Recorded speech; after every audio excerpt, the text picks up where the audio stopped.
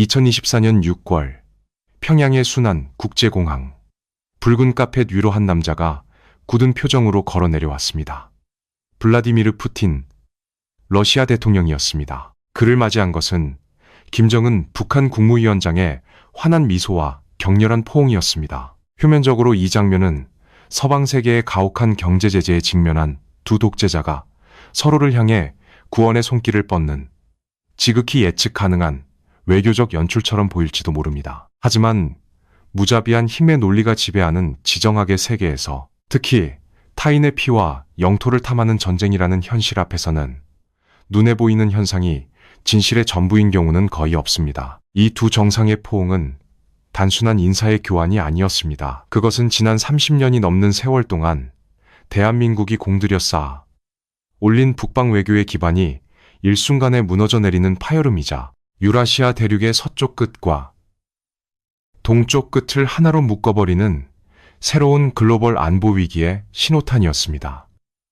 두 정상은 화려한 조명 아래서 이른바 포괄적 전략 동반자 관계 조약에 서명했습니다. 그 조약의 핵심은 어느 한쪽이 무력 침공을 받을 경우 지체 없이 모든 수단을 동원해 군사적 원조를 제공한다는 것이었습니다. 철저히 과거 냉전 시대의 유물로만 여겨졌던 피해 군사 동맹이 21세기의 한복판에서, 그것도 우크라이나 평원의 진흙탕 참호전이 끝없이 이어지는 끔찍한 소모전 속에서 완벽하게 부활하는 순간이었습니다. 세계의 많은 언론과 분석가들은 이 조인식을 지켜보며 러시아와 북한이라는 반서방 연대의 결속력이 그 어느 때보다 무섭게 강해졌다고 평가했습니다. 그러나 역사의 흐름을 꿰뚫어보고 힘의 이동을 읽어내는 사람들에게 이 장면은 전혀 다른 서사로 다가왔습니다. 이것은 위대한 대국 러시아의 굳건한 힘을 과시하는 영광스러운 무대가 결코 아니었습니다. 오히려 이 사건은 한때 세상을 호령했던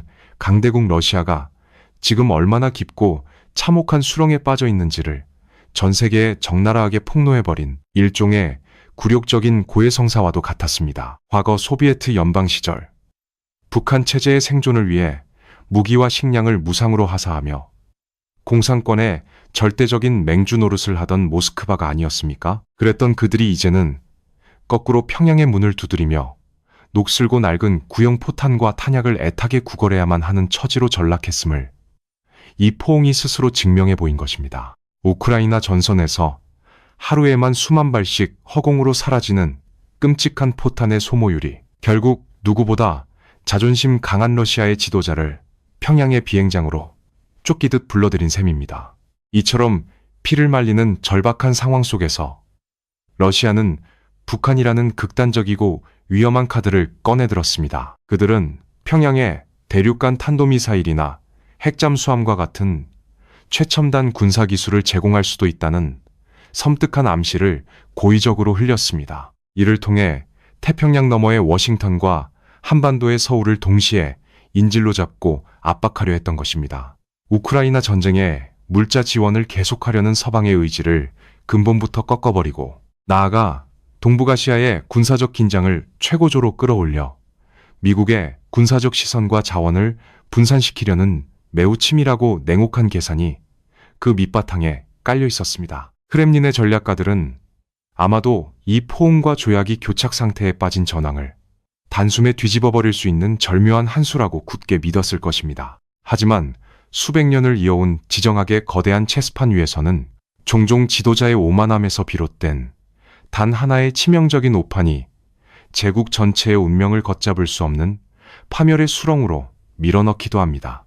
러시아는 평양과의 노골적인 군사적 연대를 통해 당장 눈앞에 닥친 포탄 부족의 위기를 임시 방편으로 모면하고 서방 세계를 향해 강력한 핵 위협의 메시지를 던지는 데는 성공했을지도 모릅니다.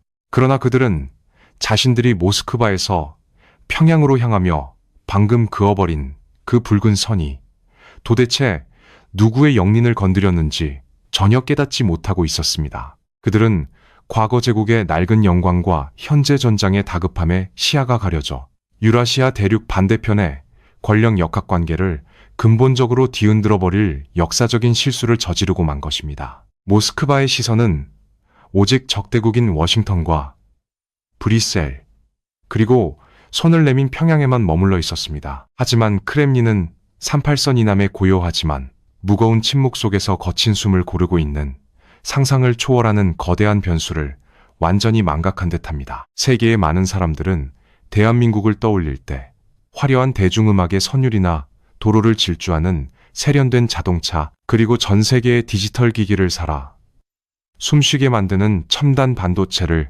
가장 먼저 생각합니다.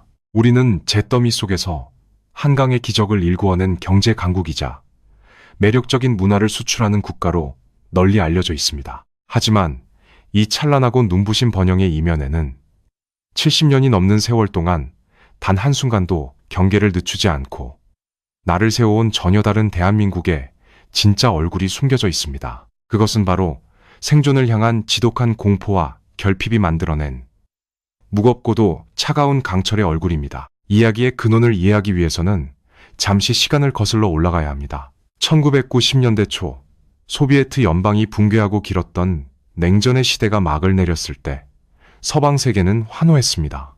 미국과 유럽의 많은 국가들은 이른바 평화 배당금이라는 달콤한 과실을 마음껏 즐겼습니다. 그들은 거대한 탱크를 만들던 공장의 문을 닫았고 쉴 새 없이 돌아가던 포탄, 생산 라인의 전원을 꺼버렸습니다. 인류의 역사에서 대규모 정규전이나 참호전 같은 야만적인 지상전은 영원히 사라졌다고 굳게 믿었기 때문입니다. 그들은 국방 예산을 대폭 삭감하고 그 돈을 복지와 경제 성장에 쏟아부으며 군대의 체질을 완전히 바꾸어 나갔습니다. 그러나 지구상에서 유일하게 그 평화의 축제에 온전히 동참할 수 없는 외로운 섬과 같은 나라가 있었습니다. 바로 대한민국이었습니다. 휴전선 너머에는 수백만 명의 병력과 수천 문의 장사정포를 수도 서울을 향해 정조준하고 있는 북한이 버티고 있었기 때문입니다. 전쟁은 결코 끝난 것이 아니었고 그저 잠시 멈추어 있을 뿐이었습니다. 우리에게 평화 배당금이란 배불은 자들의 사치스러운 환상에 불과했습니다. 당장 내일 아침이라도 머리 위로 쏟아질지 모르는 포탄의 공포 속에서 대한민국은 서방 세계가 폐기처분하던 무겁고 낡은 재래식 무기들을 묵묵히 내일 아침이라도 그리고 필사적으로 찍어내야만 했습니다. 이것이 바로 경제 수출국이라는 화려한 겉모습 속에 감춰진 대한민국의 거대한 역설입니다. 우리는 가장 혁신적인 기술을 쫓으면서도 동시에 가장 원초적이고 파괴적인 화력을 축적하는데 국가의 명운을 걸어왔습니다. 그 결과 지난 수십 년 동안 유럽의 무기고가 텅텅 비어가는 동안에도 대한민국의 산업단지에서는 흑표 전차와 자주포 그리고 포탄을 쏟아내는 컨베이어 벨트가 단 하루도 멈춘 적이 없었습니다. 우리는 철저히 생존하기 위해 무기를 만들었고 그 절박함은 어느새 세계 최고 수준의 양산 능력을 갖춘 방위산업이라는 괴물을 잉태해냈습니다. 서방의 지도자들이 평화로운 환상에 취해 있을 때 한국은 조용하지만 우직하게 재래식 화력의 절대적인 질량을 키워왔습니다. 공포가 낳은 이 강철의 혼혈아는 오랫동안 국제사회의 무대 뒤편에 조용히 머물러 있었습니다. 누구도 이 무기들이 다시금 시대의 부름을 받게 될 것이라고는 상상하지 못했습니다. 하지만 역사는 언제나 예상치 못한 순간에 잔인한 방식으로 반복되는 법입니다. 유럽의 동쪽 끝에서 잊혀졌던 야만의 전쟁이 다시 불타오르면서 서방 세계가 내다버렸던 그 무기들이 간절해지는 순간이 찾아온 것입니다.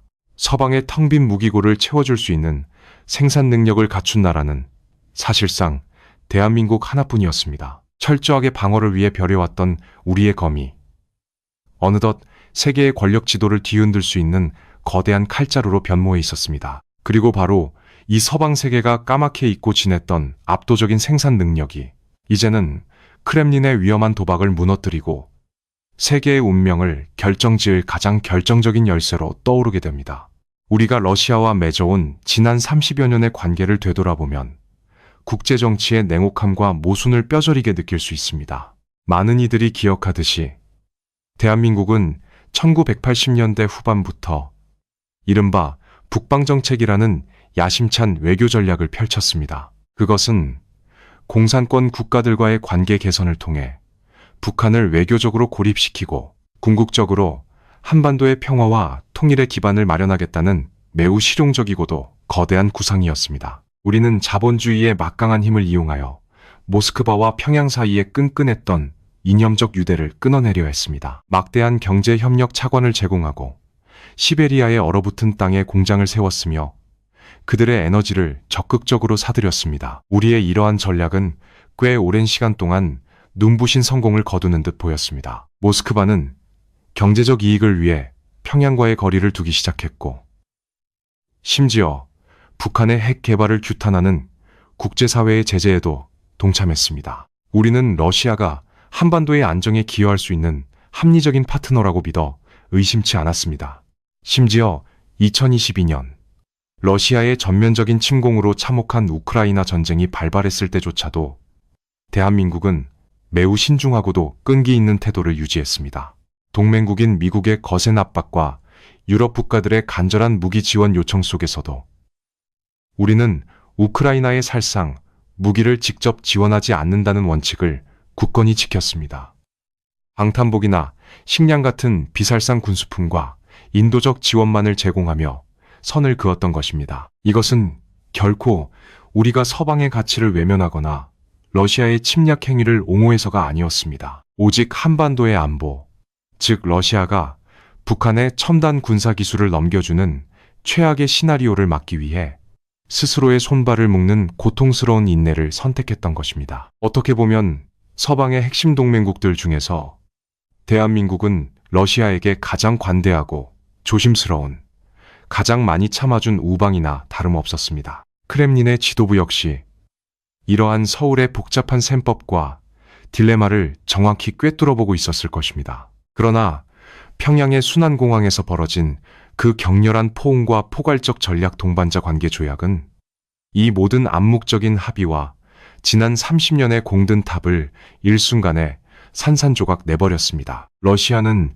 당장 전선에 섰을 포탄 몇십만 발을 얻기 위해 세계 10대 경제강국이자 막강한 재래식 군사력을 보유한 대한민국과의 관계를 헌신짝처럼 내던졌습니다. 그들은 우리의 인내를 나약함으로 착각했고 우리의 신중함을 두려움으로 오판했습니다. 경제적으로 파산하고 국제사회에서 완벽하게 고립된 평양의 독재 정권을 선택함으로써 러시아는 스스로 자신들의 손으로 서울과 모스크바를 잇던 마지막 남은 신뢰의 다리를 폭파해버린 것입니다. 이것은 단순한 외교적 마찰이 아니라 대한민국의 국가안보 근간을 뒤흔드는 명백한 배신 행위였습니다. 우리가 그토록 피하고자 했던 최악의 악몽, 즉 북한이 러시아의 뒷배를 믿고 오판할 수 있는 위험천만한 상황을 모스크바가 직접 나서서 만들어준 셈입니다. 그들은 한반도의 지정학적 뇌관을 건드리는 것이 얼마나 위험한 불장난인지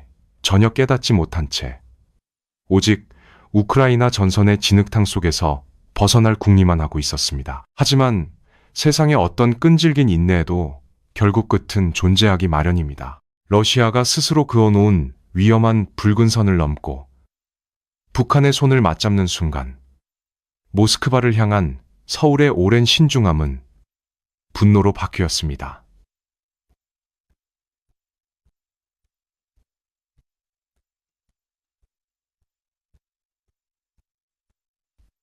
그리고 러시아가 보낸 그 위험한 신호는 마침내 등골이 서늘해지는 가장 날카롭고 차가운 대답을 마주하게 될 운명에 처했습니다. 평양에서 맺어진 두 정상의 붉은 밀약은 단순히 낡은 포탄 몇십만 발을 주고받는 수준의 평범한 무기 거래가 아니었습니다. 대한민국 정부와 군 수뇌부를 진정으로 경악하게 만든 것은 조약문 갈피갈피에 숨겨진 군사기술 협력이라는 무시무시한 단어들이었습니다. 수십 년 동안 국제사회의 촘촘한 감시망과 제재 속에서도 북한 정권이 그토록 손에 넣고 싶어 했던 것, 바로 대륙 간탄도 미사일의 대기권 재진입 기술, 군사정찰 위성, 그리고 원자력 추진 잠수함과 같은 최첨단 비대칭 전력의 핵심 기술들이 모스크바의 금고 안에 고스란히 들어있었기 때문입니다. 만약 이 기술들이 평양의 손에 넘어간다면 한반도의 군사적 균형은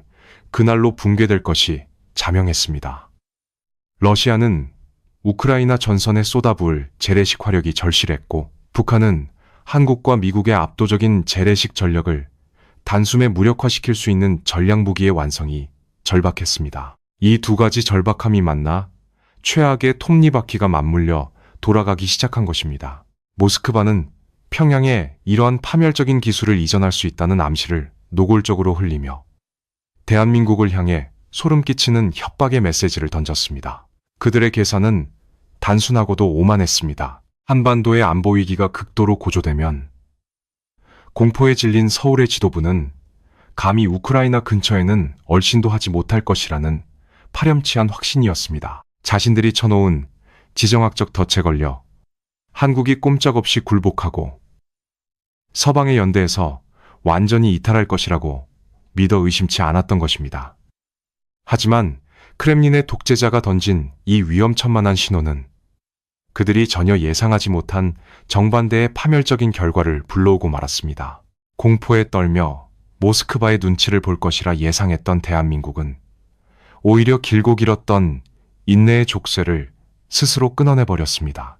북한이라는 실존적 위협 앞에서 러시아가 더 이상 평화의 중재자가 아니라 적대적인 후원자로 돌변한 이상 우리가 스스로의 손발을 묶어가며 지켜왔던 자제력은 아무런 의미가 없게 된 것입니다. 모스크바의 얄팍한 협박은 대한민국을 위축시킨 것이 아니라 역설적으로 그동안 우리를 옭아매고 있던 모든 심리적, 외교적 제약으로부터 완벽하게 해방시켜주는 기폭제가 되었습니다. 조약이 체결된 직후 대한민국 대통령실은 이례적으로 차갑고 단호한 공식 입장을 전 세계에 타전했습니다. 우크라이나에 대한 살상 무기 지원 문제를 전면적으로 재검토하겠다는 짧지만 뼛속까지 시린 경고였습니다. 외교적 수사를 걷어내고 힘의 논리로 직시하면 이것은 사실상 러시아를 향한 피를 토하는 최후 통첩이나 다름없었습니다. 너희가 북한에 첨단 군사기술을 넘겨 우리의 생존을 위협한다면 우리는 곧바로 우크라이나 전선에 살상 무기를 쏟아부어 너희의 숨통을 끊어놓겠다는 섬뜩한 선전포고였던 것입니다. 국가의 존망이 걸린 위기 앞에서 모스크바가 그어놓은 오만한 붉은 선을 서울은 한치의 망설임도 없이 짓밟고 넘어섰습니다. 이것은 단지 말의 성찬이 아니었습니다. 러시아의 정치인들은 한국의 이러한 반응을 허세라고 깎아내리려 했었지만 물밑에서 움직이는 정보기관들과 서방의 군사 전문가들은 사색이 되었습니다. 팽팽하게 당겨진 활시위처럼 세계의 긴장감이 최고조에 달한 순간 크렘린은 북한이라는 낡은 방패를 들어 올리며 서방을 위협하려 했지만 그 방패 너머에서 무엇이 깨어나고 있는지 깊이 간과하고 있었습니다. 만약 모스크바가 끝내 평양의 손에 위험한 칼을 쥐어주는 선택을 고집한다면 서울은 이제껏 그들이 한 번도 상상하지 못한 압도적인 화력의 진수를 보여줄 완벽한 준비를 마친 상태였습니다. 세계 최고의 효율과 속도로 무기를 찍어내는 진정한 병기창의 힘이 어떤 것인지 그 잔인하고도 거대한 현실을 직접 마주할 시간이 다가오고 있었던 것입니다. 세계의 군사 전문가들과 지정학 전략가들 사이에서 최근 몇 년간 가장 경이롭게 회자되는 단어는 다름 아닌 K방산입니다. 대중에게는 드라마나 음악이 더 익숙하겠지만 지금 유럽의 심장부와 나토의 최전선에서 가장 절실하게 갈구하는 대한민국의 수출품은 바로 차갑고 묵직한 강철의 무기들입니다. 잠에서 깨어난 거인이라는 표현은 그리고 그 잠재력의 실체를 가장 먼저 그리고 가장 뼈저리게 체감한 국가는 다름 아닌 우크라이나와 국경을 맞대고 있는 폴란드였습니다. 전쟁이 발발하자 폴란드는 자신들이 보유하고 있던 구소련제 전차와 자주포 등 엄청난 양의 무기를 우크라이나로 아낌없이 넘겨주었습니다. 러시아의 잔혹한 전진을 막기 위한 불가피하고도 용기 있는 선택이었지만 그 대가로 폴란드의 국방에는 거대한 공백이 생겨버렸습니다. 다급해진 폴란드는 즉시 텅 빈 무기고를 채우기 위해 전통적인 방산 강국인 미국과 독일의 문을 두드렸습니다. 하지만 돌아온 대답은 철저히 절망적이었습니다. 수십 년간 평화에 취해 생산 라인을 축소하고 폐쇄해온 서방의 방위산업체들은 폴란드가 원하는 수량의 무기를 납품하려면 짧게는 수년에서 길게는 10년 이상이 걸린다고 답했습니다. 전쟁의 불길이 당장 국경 너머에서 타오르고 있는데 5년 뒤 혹은 10년 뒤에나 도착할 전차는 아무런 소용이 없는 고철덩어리에 불과했습니다. 그 절망적인 벼랑 끝에서 폴란드의 시선이 닿은 곳이 바로 유라시아 대륙 반대편의 대한민국이었습니다. 폴란드의 대규모 주문을 받은 한국의 방위산 업체들은 전 세계가 경악할 만한 기적 같은 속도를 보여주었습니다. 계약서의 잉크가 채 마르기도 전인 불과 몇 달 만에 최신형 K2 흑표 전차와 K9 자주포가 폴란드의 항구에 속속 도착하기 시작한 것입니다. 이것은 현대 무기 거래 역사상 전례를 찾아보기 힘든 거의 마법과도 같은 납품 속도였습니다. 서방의 군사 강국들이 도저히 믿을 수 없다는 반응을 보이며 경악할 때 우리는 그저 70년 동안 단 하루도 멈춘 적 없이 돌아가던 거대한 컨베이어 벨트의 속도를 조금 더 끌어올렸을 뿐이었습니다. 바로 이 지점에서 우리는 하나의 거대한 인식의 전환을 마주하게 됩니다. 흔히 무기의 우수성을 평가할 때 사람들은 최첨단 기술이나 압도적인 파괴력을 먼저 떠올리지만 참호전과 포격전이 끝없이 이어지는 끔찍한 소모전의 양상에서는 전혀 다른 기준이 적용됩니다. 지금 당장 전선에 투입할 수 있는 무기, 필요할 때 지체 없이 손에 쥘 수 있는 무기가 세상에서 가장 훌륭하고 강력한 무기입니다. 한국 방위산업의 진정한 무서움은 단순히 무기의 성능이 뛰어나다는 데 있는 것이 아닙니다. 미국과 유럽의 거대한 군수 복합체들조차 현재로서는 감히 흉내낼 수 없는 거대한 규모의 무기를 즉각적으로 생산하고 막힘없이 납품할 수 있는 압도적인 현실적 능력 그 자체에 있습니다. 폴란드를 비롯한 수많은 유럽 국가들은 이제 한국의 무기 없이는 러시아의 위협에 맞설 자체적인 방어선을 구축하는 것조차 버거운 상황이 되었습니다. 우리는 이미 유럽의 안보 지형을 밑바닥부터 재편하는 핵심적인 축으로 굳건히 자리 잡았습니다. 하지만 모스크바의 지도부가 진정으로 등골이 오싹해져야 할 이유는 따로 있습니다. 지금까지 한국이 보여준 이 엄청난 화력의 수출은 어디까지나 폴란드라는 든든한 방파제를 세우는 간접적인 지원에 불과했기 때문입니다.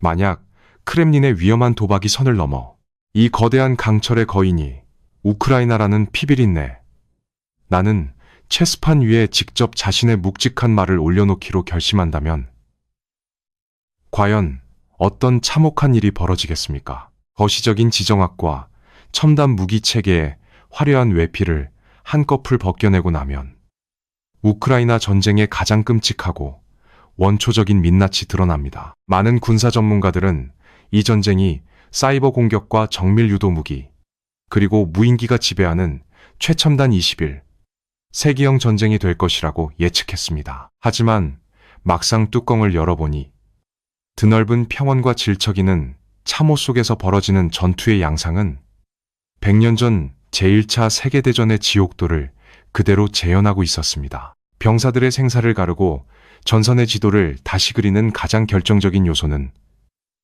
스마트 폭탄이나 스텔스 전투기가 아니었습니다.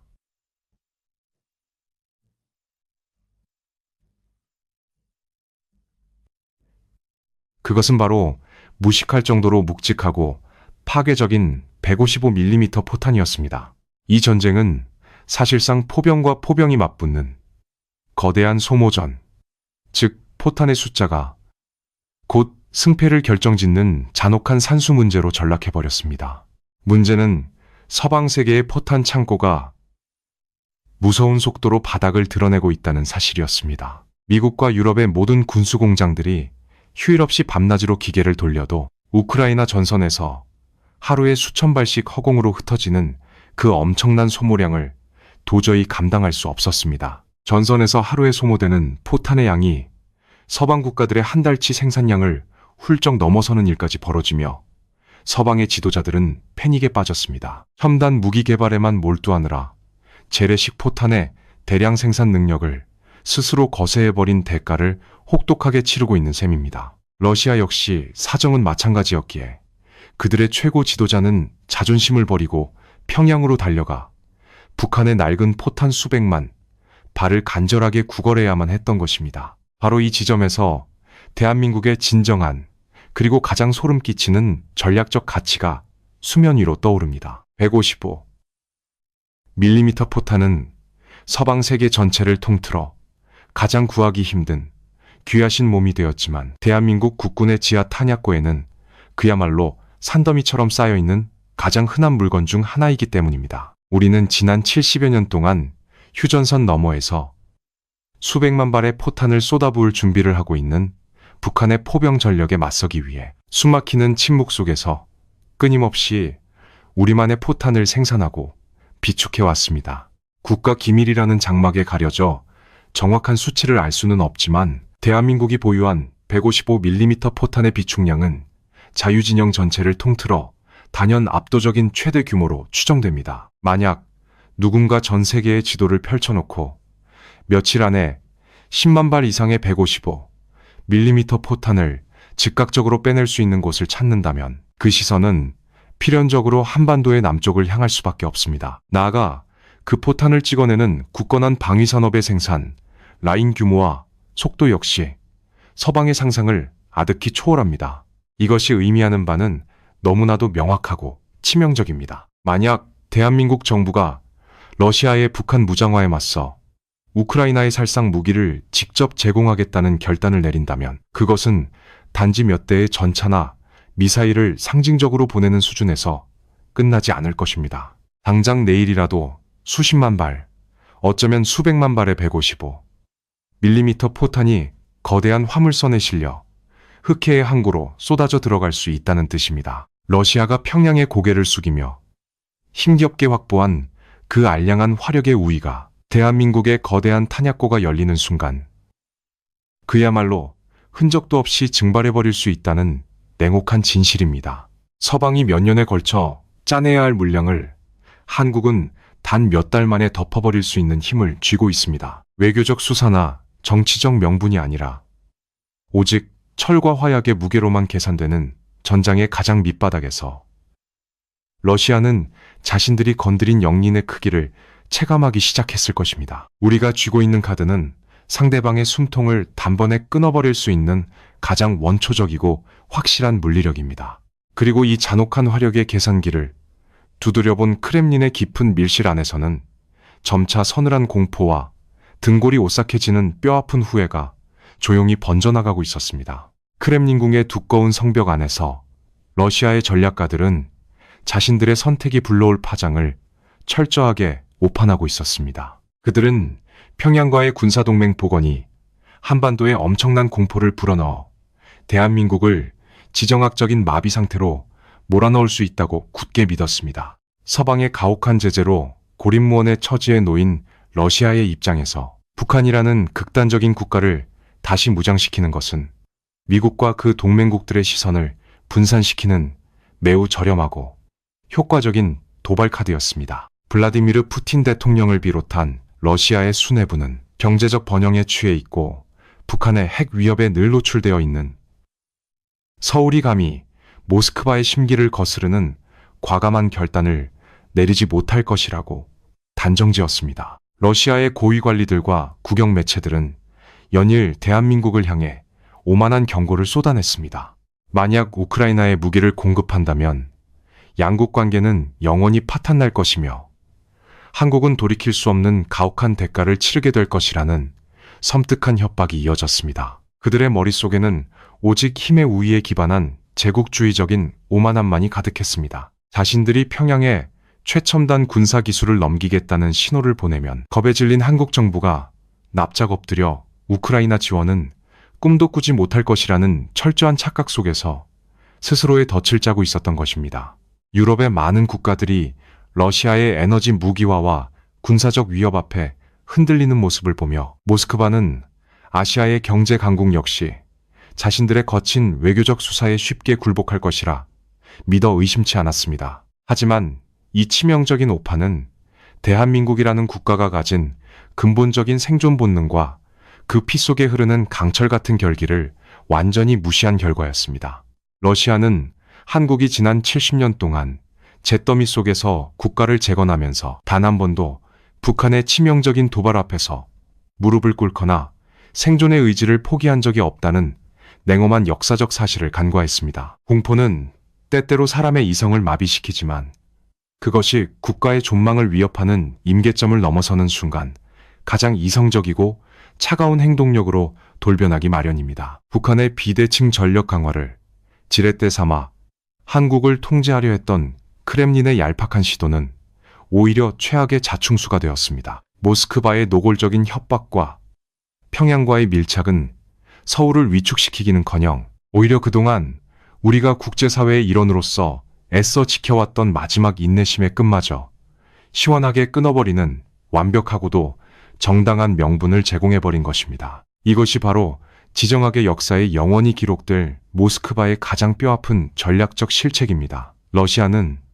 나토의 확장을 막고 서방 세계의 개입을 차단하기 위해 북한이라는 낮고 녹슨 방패를 집어들었지만 그 방패를 든 대가로 아시아에서 가장 치명적이고 막강한 화력을 뿜어낼 수 있는 거대한 군사 강국을 스스로 자신들의 적으로 돌려세우고 말았습니다.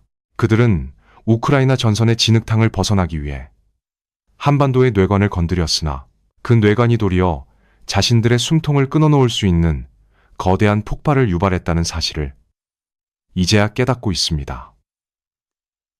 평양을 이용해 자유진영을 압박하려던 러시아의 위험한 체스 게임은 역설적으로 대한민국이라는 잠자는 사자의 코털을 건드렸고 이제 그 사자는 언제든지 무자비한 이빨을 드러낼 준비를 마쳤습니다. 모스크바의 수뇌부는 자신들이 쏘아올린 오만의 화살이 얼마나 거대한 폭풍이 되어 되돌아오고 있는지 뼈저리게 실감하고 있을 것입니다. 한국 정부는 러시아의 천박한 협박에 굴복하는 대신 살상 무기 직접 지원이라는 치명적인 카드를 책상 위에 올려놓고 모스크바의 심리적 붕괴를 유도하고 있습니다. 철저히 한반도의 방어에만 집중하던 대한민국이 역설적이게도 러시아의 도발 덕분에 글로벌 안보의 룰을 새로 쓰는 가장 공격적이고 핵심적인 플레이어로 각성한 것입니다. 크렘린의 치명적인 오판이 만들어낸 이 비극적인 나비 효과는 단지 모스크바와 서울의 양자관계를 파탄낸 것에 그치지 않습니다. 이제 지구상에서 유라시아 대륙의 동쪽 끝과 서쪽 끝을 가로막고 있던 보이지 않는 안보의 장벽은 산산이 조각나고 말았습니다. 지정학의 거대한 체스판은 더 이상 두 개의 분리된 세계로 나뉘지 않게 되었습니다. 과거 냉전 시대가 막을 내린 이후 세계 지정학은 한동안 각 지역의 분절된 극장처럼 여겨졌습니다. 유럽의 안보 위기는 유럽인들 스스로 해결해야 할 문제였고 아시아의 긴장은 태평양 연안 국가들의 골칫거리로 치부되었습니다. 이 거대한 두 대륙 사이에는 서로의 안보에 직접적인 영향을 미치지 않는다는 암묵적인 단절의 벽이 존재했습니다.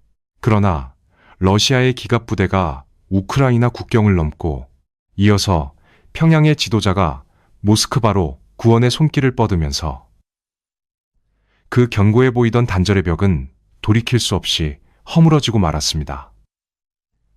이제 유라시아 대륙은 동쪽 끝과 서쪽 끝이 긴밀하게 맞물려 돌아가는 거대하고 단일한 피의 체스판으로 변모했습니다. 우리는 지금 역사상 가장 기이하고도 끔찍한 역설의 현장을 목격하고 있습니다. 외부 세계와 철저히 단절된 채 경제적 어려움에 허덕이던 북한의 낡은 군수공장에서 만들어진 포탄들이 시베리아 횡단 열차를 타고 7,000km를 달려가 우크라이나의 참호와 도시들을 타격하고 있습니다. 그리고 정확히 그 반대편에서는 한강의 기적을 일구어낸 대한민국 국가의 첨단 흑표 전차와 자주포들이 나토의 동쪽 방어선을 굳건히 지키며 러시아의 서진을 가로막는 무쇠 방패 역할을 수행하고 있습니다. 한반도라는 좁은 영토 안에서 70년 넘게 서로를 마주보며 총구를 겨누던 남과 북의 거대한 군산 복합체가 이제는 무대를 유럽의 심장부로 옮겨와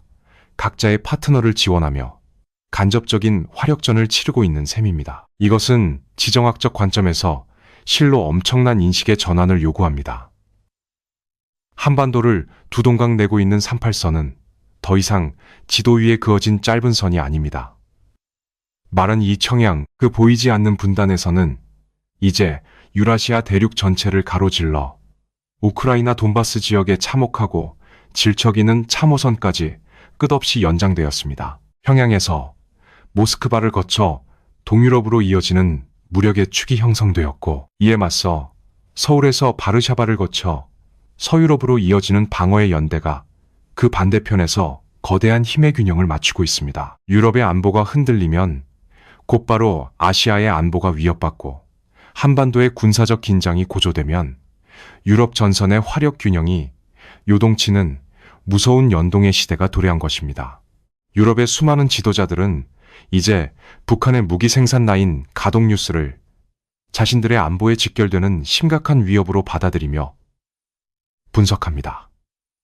북한의 무기 생산 라인, 동시에 러시아의 전략가들은 한국 방위산업체들의 포탄 생산량과 대한민국 정부의 외교적 성명 하나하나에 촉각을 곤두세우며 경계하고 있습니다. 두 대륙의 안보가 이토록 소름 끼치도록 정교하게 하나의 운명 공동체로 묶인 적은 인류 역사상 전례를 찾아보기 힘든 일입니다. 러시아가 당장의 전황을 뒤집기 위해 평양을 끌어들임으로써 시작된 이 위험한 불장난은 결국 아시아의 화약고를 유럽의 전장과 직접 연결하는 거대한 판도라의 상자를 열어젖히고 말았습니다. 한반도에 갇혀있던 전쟁의 그림자가 지구 반바퀴를 돌아 세계 전체를 덮치고 있는 것입니다. 이 거대한 소용돌이의 중심에서는 지금 이 순간에도 피말리는 치명적인 시간 싸움이 숨죽인 채 벌어지고 있습니다. 러시아와 북한이 맺은 위험한 밀약 이후 전 세계의 시선은 이제 대한민국 정부의 입술 끝에 집중되고 있습니다. 하지만 서울은 서방의 기대만큼 서두르지도, 그렇다고 러시아의 위협만큼 위축되지도 않았습니다. 오히려 그 어느 때보다 차갑고도 무거운 침묵을 선택했습니다. 국제 정치학에서 가장 강력하고도 잔인한 무기로 통하는 이른바 전략적 모호성이라는 칼날을 꺼내든 것입니다. 대한민국은 우크라이나에 대한 살상 무기 지원 가능성을 열어두면서도 구체적으로 어떤 무기를 언제 어떤 방식으로 보낼지에 대해서는 철저히 함구하고 있습니다. 이 계산된 침묵은 지금 크렘린의 수뇌부들에게 그 어떤 요란한 항의보다 더 깊고 서늘한 공포를 심어주고 있습니다. 모스크바가 가장 두려워하는 것은 대한민국이 이미 실행에 옮긴 행동이 아니라 앞으로 무엇을 할 수 있는지에 대한 불확실성 그 자체입니다. 만약 한국이 당장 무기를 보냈다면 러시아는 그에 따른 대응 수위를 정하고 맞대응을 준비했을 것입니다. 하지만 서울이 모든 옵션은 테이블 위에 있다라는 짧은 한마디를 남긴 채 침묵을 지키자 러시아는 이제 자신들의 일거수일투족을 스스로 검열해야 하는 처지에 놓였습니다. 북한에 어느 수준의 기술을 넘겨줄 것인지, 평양과 얼마나 깊은 군사적 유대를 맺을 것인지 결정할 때마다 북한에 어느 수준의 기술을 넘겨줄 것인지 그들은 유라시아 반대편에서 자신들의 숨통을 노리고 있는 대한민국의 거대한 탄약고와 최첨단 무기 생산 라인을 떠올리지 않을 수 없게 된 것입니다. 물론 이 전략적 도박에는 거대한 위험이 도사리고 있습니다. 만약 러시아가 코너에 몰린 나머지 이판사판으로 북한의 핵잠수함이나 대륙간 탄도미사일의 핵심 기술을 완전히 넘겨버리는 이른바 궁극의 레드라인을 넘게 된다면 한반도는 그 즉시 돌이킬 수 없는 핵위기의 소용돌이 속으로 빨려 들어가게 될 것입니다. 이는 단순히 우크라이나 전쟁의 향방을 넘어 대한민국이라는 국가의 존립 자체가 위협받는 실존적 위기를 의미합니다. 따라서 현재 서울이 펼치고 있는 이 정교한 신경전은 벼랑 끝에서 적의 발을 묶어두는 동시에 자신들의 생존을 도모해야 하는 지극히 위험하고도 치밀한 줄타기라고 할 수 있습니다. 러시아의 정치인들은 연일 한국을 향해 독서를 내뱉으며 자신들이 우위에 있는 것처럼 행동하지만 그들의 거친 언사는 역설적으로 그들이 느끼는 불안감을 방증할 뿐입니다. 세계 최고의 가성비와 신뢰성을 갖춘 한국산 무기가 우크라이나 전장에 직접 투입되는 순간 러시아가 북한으로부터 얻은 포탄 몇백만 발의 이점은 단숨에 상쇄될 것임을 그들은 누구보다 잘 알고 있습니다. 이제 대한민국은 단순히 미국의 동맹국이나 서방의 파트너라는 조연의 자리에서 벗어나 세계대전의 확전과 종결을 가늠하는 저울의 줄을 쥔 핵심적인 플레이어로 우뚝 섰습니다. 지금 이 순간에도 서울과 모스크바 사이에 보이지 않는 선로 위에서는 총성 없는 정보전과 심리전이 치열하게 전개되고 있습니다. 대한민국이 쥐고 있는 살상 무기 지원이라는 카드는 그것이 실제로 사용되지 않을 때 가장 큰 억제력을 발휘합니다. 그러나 그 억제력이 효력을 발휘하기 위해서는 상대방에게 우리가 언제든 그 카드를 던질 준비가 되어 있다는 확신을 주어야만 합니다. 이 피말리는 긴장감 속에서 세계는 숨을 죽인 채 대한민국의 다음 행보를 주목하고 있습니다. 한때 역사의 거친 파도에 휩쓸리기만 했던 한반도의 남쪽 국가가 이제는 거대한 제국의 야망을 꺾을 수도 혹은 세계 질서의 판을 완전히 새로 짤 수도 있는 무서운 힘을 증명해 보이고 있기 때문입니다.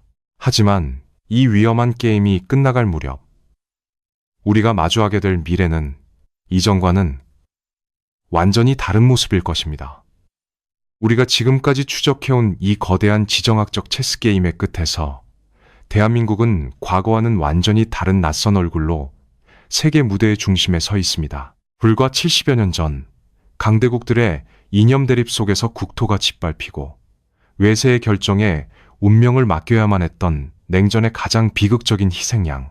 그것이 우리가 기억하는 뼈아픈 역사의 출발점이었습니다. 그러나 기나긴 세월 동안 생존을 위해 벼려온 강철의 시간은 그 연약했던 국가를 전혀 다른 존재로 탈바꿈시켰습니다. 이제 대한민국은 더 이상 열강들의 틈바구니에서 눈치만 보며 살아남기를 기도하는 수동적인 변방의 국가가 아닙니다. 우리는 스스로의 화력과 결단으로 강대국의 오만한 야망에 치명적인 타격을 입히고 나아가 새로운 글로벌 안보 질서의 룰을 직접 써내려가는 가장 핵심적인 권력의 축으로 부상했습니다. 한반도라는 작은 무대에서 장기말에 불과했던 나라가 이제는 유라시아 전체의 판을 뒤흔드는 체스판의 여왕으로 군림하게 된 것입니다. 러시아가 평양의 낡은 활주로에서 붉은 카펫을 밟으며 전 세계를 향해 던졌던 그 오만한 위협의 메시지를 다시금 떠올려 보십시오. 모스크바의 입장에서 한국을 향한 경고는 이미 늦었다는 승자의 선언처럼 들렸을지 모릅니다. 서방의 제재를 비웃으며 북한이라는 위험한 패를 쥐었으니 감히 동아시아의 국가 따위가 이 거대한 흐름을 되돌리기에는 모든 것이 끝났다는 얄팍한 자신감이었습니다. 하지만 역사의 거대한 수레바퀴가 한 바퀴를 돌아간 지금 우리는 그 오만했던 문장의 진짜 주인이 누구인지 똑똑히 목격하고 있습니다. 이미 늦었다는 그 무서운 선고는 대한민국을 향한 러시아의 협박이 결코 아니었습니다. 그것은 잠자는 사자의 코털을 건드리고 평화에 가면 뒤에 숨겨져 있던 무시무시한 변기창의 문을 스스로 열어젖힌 크렘린의 지도자들을 향한 역사의 차가운 조롱이자 참혹한 현실의 확인이었습니다. 그들이 평양과 손을 잡고 한반도의 뇌관을 건드린 바로 그 순간 유럽의 전황을 뒤집으려던 그들의 얄팍한 계산은 이미 돌이킬 수 없는 치명적인 파국을 향해 곤두박질치기 시작한 것입니다. 러시아는 자신들의 손으로 아시아에서 가장 막강한 재래식 군사 강국의 족쇄를 완전히 풀어버렸고 이제 그 거대한 강철의 파도가 유라시아 대륙을 넘어 자신들의 턱 밑까지 차오르는 것을 꼼짝없이 공포 속에서 지켜보아야만 합니다. 자신들이 쏘아올린 도발의 화살이 모스크바의 심장을 겨누는 비수가 되어 돌아왔을 때 후회하기에는 이미 너무 늦어버렸음을 그들 스스로 뼈저리게 깨닫고 있을 것입니다. 하지만 이 위대한 각성과 힘의 증명이 우리에게 마냥 달콤한 승리의 축배만을 의미하는 것은 아닙니다. 권력에는 언제나 그에 상응하는 무겁고도 잔인한 대가가 따르기 마련입니다. 역사의 흐름을 통제하고 룰을 정하는 자리에 올랐다는 것은 이제 세계의 가장 어둡고 위험한 갈등의 한복판에서 결코 물러설 수 없는 책임을 짊어져야 한다는 뜻이기도 합니다. 한때 스스로를 방어하기 위해서만 무기를 들었던 우리는 이제 동맹과 우방의 생존까지 어깨에 짊어진 채 피냄새 진동하는 국제정치의 정글 속을 걸어가야 합니다. 강대국의 반열에 오른다는 것은 평화를 누리는 자리가 아니라 평화를 지키기 위해 끊임없이 피를 흘릴 각오를 다져야 하는 가장 외롭고 위태로운 자리이기 때문입니다. 유라시아 대륙을 뒤흔든 이 거대한 폭풍의 끝자락에서 우리는 스스로에게 가장 무겁고도 근본적인 질문을 던지게 됩니다. 생존의 공포를 극복하고 평화를 지키기 위해 기꺼이 묵직한 강철에 검을 집어든 국가가 과연 그 피 묻은 검을 다시 칼집에 꽂아 넣고 예전에 평온했던 시절로 돌아갈 수 있을까요? 역사는 우리에게 단 한 번도 그런 순진한 결말을 허락한 적이 없습니다. 한 번 깨어난 권력은 결코 스스로 잠들지 않으며 이제 대한민국은 영원히 칼자루를 쥔 채로 이 험난하고 위태로운 세계의 밤을 지새워야 할지도 모릅니다. 이것이 바로 우리가 마주한 진실이며 영원히 멈추지 않을 강철의 역사가 쓰여지는 새로운 시대의 서막입니다.